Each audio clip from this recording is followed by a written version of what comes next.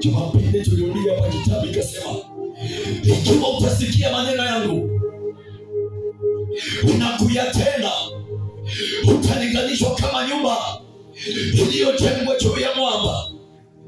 Mafuriko yalipokuja zikapiga hii nyumba ikutingika, hii nyumba ikubabaika, kwa ajili msingi wake ulikuwa umejengwa juu ya mwamba. Jina la Baba litukuzwe.